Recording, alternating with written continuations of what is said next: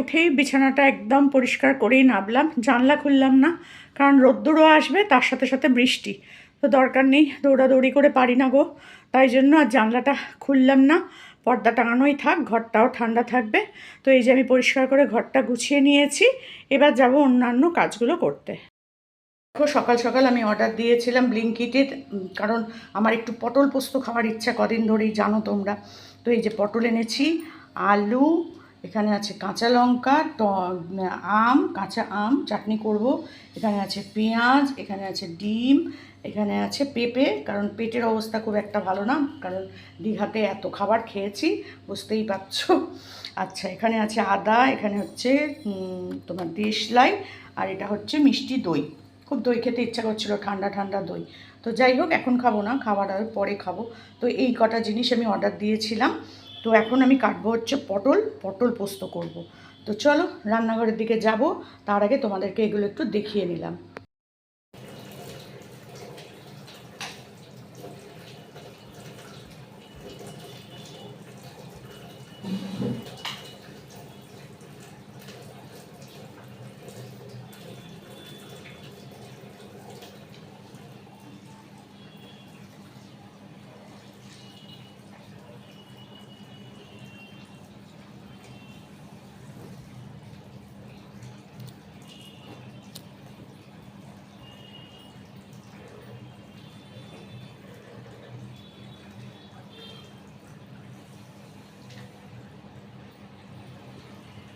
প্রথম চালালাম washing machine, তো তোমাদের সাথে সেটা একটু শেয়ার করে দিলাম, কারণ প্রথম কোনো জিনিস যখন করছি তখন সেটা একটু শেয়ার করে করাই ভালো, তাই জন্য তোমাদের সাথে শেয়ার করে দিলাম।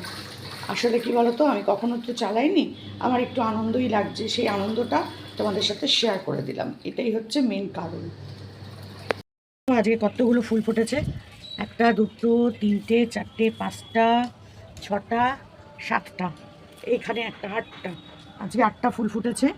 আর দেখো দুদিন জল দিতে পারিনি বলে পাতাগুলো দেখো কিছুটা পাতা হলুদ হলুদ হয়ে গেছে, আমার এত খারাপ লাগে না কি বলবো, কিন্তু কিছু করারও থাকে না। তো এই দেখো পাতাগুলো হলুদ হয়ে গেছে, খুব মনটা খারাপ হয়ে রয়েছে আমার তার জন্য। আর এইখানে বেল ফুলের একটা কুড়ি হয়েছে, আমার ভীষণ প্রিয় ফুল এই বেল ফুলটা। তো যাই হোক, হবে নিশ্চয়ই একটা, কালকে যদি ফুটে যায় তাহলে কালকে বৃহস্পতিবার মা লক্ষ্মীকে একটু দিতে পারবো, জানি না কালকে এটা ফুটবে কিনা। আর এদিকে মানি প্ল্যান্টের এই অবস্থা, মানি প্ল্যান্টটা দেখলেই না আমার হাসি পেয়ে যায়, কারণ এই যে দেখো অলরেডি হলুদ হয়ে গেছে পাতা, কি বলবো বলো, আর এই দুঃখের কথা তোমাদের কাছে, এ আর আমার ধারে কাছে পাশে আসবে না গো, মানি আমার কাছে আসবে না, এটা হচ্ছে তার প্রমাণ। একটাও নতুন পাতা বেরোচ্ছে না দেখো, না এটা নতুন বেরিয়েছে শুধু, ব্যাস আর কিছু নেই। তো যাই হোক, যেরকমই থাকুক, বেঁচে থাকুক, অল্প টাকা নিয়েই সন্তুষ্ট থাকবো, কিন্তু থাকে যেন। তো এখানের এই ফুলগুলো গাছগুলোও ভালোই বড় হয়ে গেছে, এগুলোও বড় হয়ে গেছে বেশ। তো চলো সকালবেলা তোমাদের আমার বাগান দর্শন করিয়ে দিলাম, বারান্দাটা ধোবো অবশ্যই, আজকে প্রচুর কাজ, সব করবো এক এক করে। আজকে দু চাদর কেচেছি, প্রথম দিন আজকে আমি ওয়াশিং মেশিন ব্যবহার করেছি, সত্যিই আমার মনটা ভীষণ ভীষণ খুশি। কাচতে দিয়ে সেই সময়টা কিন্তু আমি অন্য কাজগুলোও করে নিতে পেরেছি। আগে কি হতো, বসে বসে কাচতাম, মেলতাম, তারপরে গিয়ে অন্য কাজ করতাম। তো দেখো কি শান্তি যে পেয়েছি, Monalisa, thank you, thank you, thank you. তো আর এই যে দেখো এগুলোও কেচেছি, তার সাথে এই ওড়নাটা কেচে দিয়েছি, এই যে বালিশের ওয়ার্ড এগুলোও সব কেচে দিয়েছি, আজকে প্রথম দিন। তো থ্যাংক ইউ মোনালিসা, আবার আরেকবার আমার এই কষ্টটার হাত থেকে তুমি যে আমাকে উদ্ধার করেছো, তার জন্য সত্যিই তোমাকে থ্যাংক ইউ। ঝমঝমিয়ে এক পশলা বৃষ্টি হয়ে গেল, আর কি বলবো বলো, কাজকর্ম কিছু করা ভালো করে যায় না। তো যাই হোক, আমার সব কিছুই মোটামুটি শুকিয়ে গেছে, আর একটুখানি থাক, জলটা এদিকে যেহেতু আসেনি আমার সুবিধাই হয়েছে।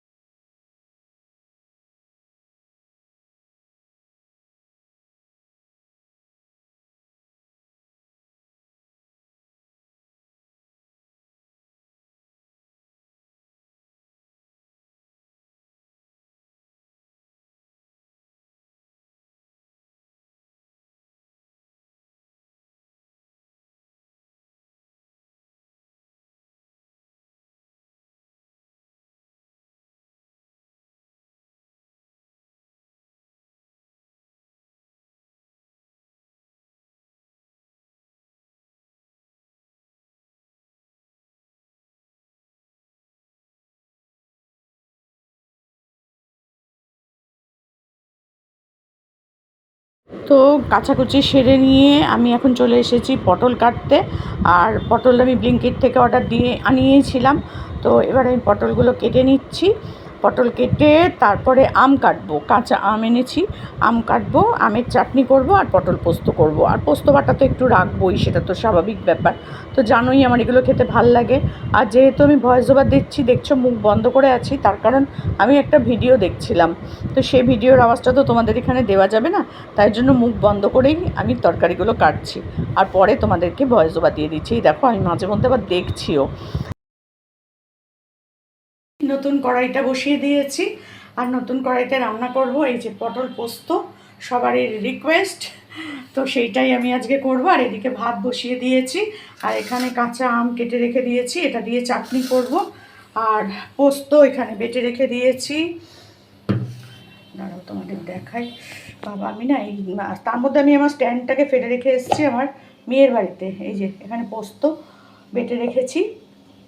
একটু পোস্ত বাটা তো অবশ্যই তুলে রাখবো, জানোই তোমরা যে আমি পোস্ত বাটা খেতে কতটা ভালোবাসি।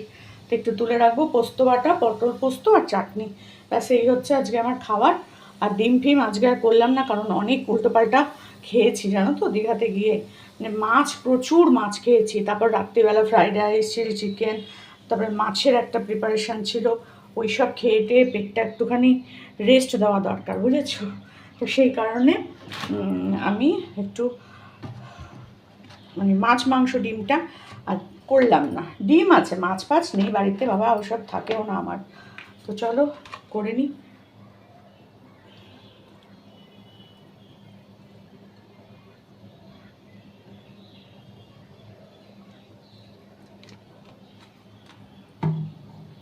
ব্যাস তেল দিয়ে দিলাম। আর এই ইয়েতে করলে পরে একটু তেল কমই লাগে, তবুও পোস্ততে একটু তেল বেশি থাকলে ভালো লাগে খেতে, এটা হচ্ছে মেন ব্যাপার। তো চলো আগে আমি হাতে ধরে ধরে করছি আজকে, জানি না ব্যাকাতেরা ভুলভ্রান্তি নড়াচড়া সবই হবে। তো তোমরা কিছু মনে করো না, ঠিক আছে? তেলটা গরম হয়ে নিক। পটলগুলো ভাজতে দিয়ে দিয়েছি। পটলগুলো ভাজা হোক, একটুখানি ভেজে না নিলে না ভালোও লাগবে না।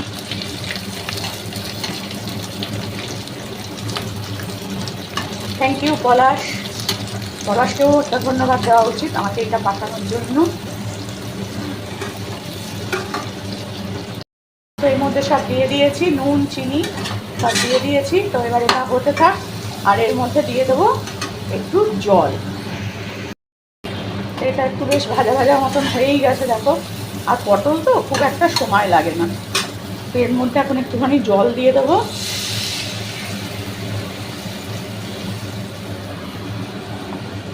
বেশি পড়ে গেল জলটা, কী করবো আমি জানি না বাবা।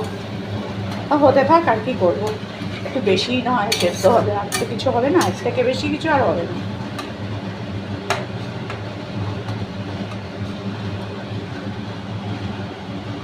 বেশি জলটা পড়ে গেল গো, কী আর করবো বলো। চলো এটা হতে থাক। আমি ঢাকা দিয়ে দিলাম, যেটা আমার খুব ইচ্ছা এরকম বেশ ঢাকা দিয়ে দিয়ে রান্না করব, সেটা আমি দিয়ে দিলাম ঢাকা। তো হতে থাক, তারপরে আবার হওয়ার পর আমি তোমাদের দেখাবো।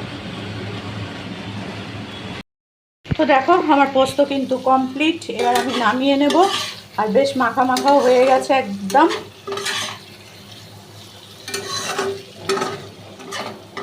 কমপ্লিট হয়ে গেছে, আর একটুখানি হলেই নামিয়ে দেব, ব্যাস। কেমন হলো সেটা কিন্তু জানিও আমায়। নামাই, তারপর তোমাদের ফাইনাল লুকটা দেখাচ্ছি। তো দেখো এটা পটল পোস্তর ফাইনাল লুক।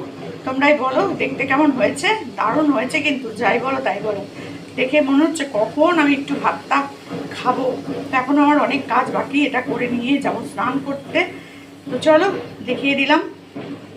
লঙ্কা দিয়ে দিয়েছি, এখন দিয়ে দিলাম আমগুলো।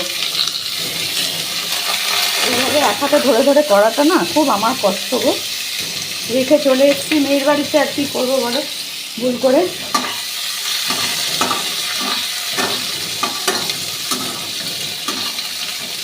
তো পোস্তটা করে নিয়ে এটা ধুয়ে নিলাম, মেজে নিলাম একটু, মেজে এটার মধ্যেই চাটনিটা বসিয়ে দিচ্ছি।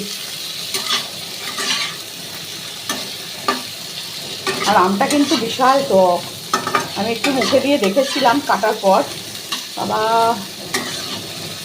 জম টক গো।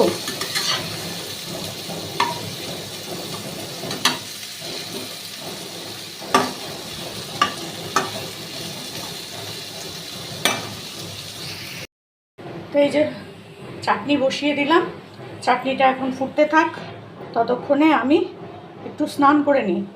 ভাত হয়ে গেছে, ভাতটাকে উপর দিয়ে নিই, তারপর এই যে দিয়ে দিলাম, এবার সেদ্ধ হতে থাক। এখানে পোস্ত বাটা তুলে রেখেছি, তেল আর নুন দিয়ে দিয়েছি, আর এবার যাব আমি খেতে। এই হচ্ছে আমার পটল পোস্ত, আর এই হচ্ছে আমার চাটনি, সবই তোমাদেরকে দেখিয়ে দিলাম, কেমন লাগছে সেটাও বলো। চাদরগুলো সব শুকিয়ে গেছে আর রোদ্দুরও উঠেছে প্রচুর, তো সব আমি এখন তুলে নিচ্ছি, নিয়ে খাটের ওপর রেখে দেব, পরে একসাথে ভাঁজ করব।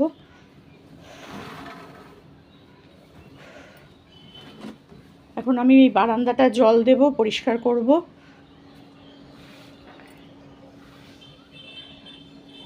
বারান্দাটা আর কি ধুয়ে দেব ভালো করে, গাছের পাতা ফাতা সব পড়ে একাকার হয়ে থাকে, দেখো দেখছো তো কী অবস্থা। আর বৃহস্পতিবার কালকে আছে, কালকে আমাকে আবার চাদর ফাদর সবই পাল্টাতে হবে, তো একবারে আমার এগুলো কাঁচা থাকলো, কালকে এগুলো পরিয়ে দেবো। আর এখন আমি এই বারান্দাটা একটু জল দিয়ে ধুয়ে দেব। সব কাজ সেরে ঘর দোর মুছে চান করে ঠাকুরকে জল দিয়ে জামা কাপড় সব তুলে টুলে চলে এলাম খাবার নিয়ে। এখানে দেখো ভাত, কাঁচা লঙ্কা, নুন নিয়ে নিয়েছি, এইদিকে পোস্ত বাটা আর সব কিছু নিয়ে বসে পড়লাম খেতে।